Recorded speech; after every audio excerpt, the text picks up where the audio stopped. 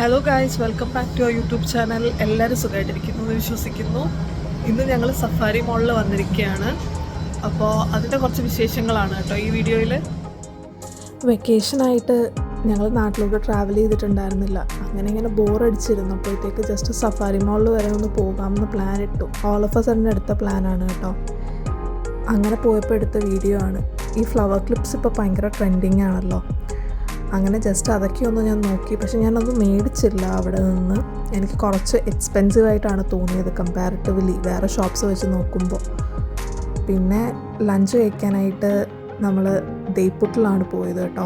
കുറച്ച് ദിവസമായിട്ട് ഞങ്ങൾക്ക് രണ്ടുപേർക്കും സദ്യ കഴിക്കണമെന്ന് ഭയങ്കര ക്രേവിങ്സ് ഉണ്ടായിരുന്നു. പക്ഷേ അവിടെ ചെന്നപ്പോൾ സദ്യ ഇല്ലായിരുന്നു. അങ്ങനെ ഞങ്ങൾ മീൽസ് ഓർഡർ ചെയ്തു കേട്ടോ.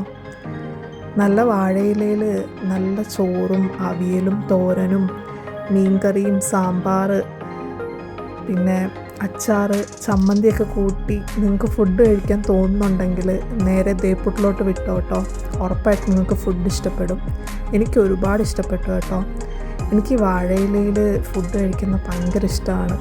ഞാൻ അതുകൊണ്ട് എൻ്റെ ഇല ഫുൾ കാലിയാക്കി കേട്ടോ.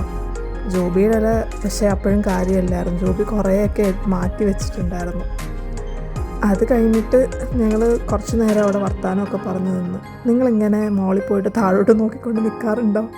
ഞാൻ പണ്ട് നമ്മുടെ കൊല്ലത്ത് RP മോളിൽ അങ്ങനെ പോയി നോക്കി നിൽക്കുമായിരുന്നു കേട്ടോ, ചുമ്മാ വായി നോക്കിക്കൊണ്ട്. അത് ഒരു നൊസ്റ്റ് അടിച്ചപ്പോൾ ഞങ്ങളിങ്ങനെ താഴോട്ട് നോക്കിക്കൊണ്ട് നിന്നു. അത് കഴിഞ്ഞ് ജസ്റ്റ് ഹൈപ്പർ മാർക്കറ്റിൽ കയറി. അപ്പോൾ ഇത് കണ്ടു കേട്ടോ, ചിരട്ടപ്പുട്ട് പ്രോപ്പറായിട്ട് ചിരട്ട കൊണ്ട് ഉണ്ടാക്കിയിരിക്കുന്ന പുട്ടൂറ്റി. നമ്മുടെ കയ്യിൽ ഓൾറെഡി ഇതുണ്ട്, ചിരട്ട കൊണ്ടുള്ളതല്ലെന്നേ ഉള്ളൂ, അതുകൊണ്ട് മേടിച്ചില്ല. പിന്നെ ഇവിടുത്തെ പ്ലാന്റ് സെക്ഷൻ എനിക്ക് ഒരുപാട് ഇഷ്ടപ്പെട്ടു കേട്ടോ. റീസണബിളായിട്ട് ഒരുപാട് പ്ലാന്റ്സ് അവിടെ ഉണ്ടായിരുന്നു. പ്രത്യേകിച്ച് ഷോപ്പിങ്ങിന് പോകുമ്പോൾ സാധനങ്ങൾ കൈ നിറയെ മേടിക്കണമെന്നൊന്നും എനിക്കില്ല കേട്ടോ.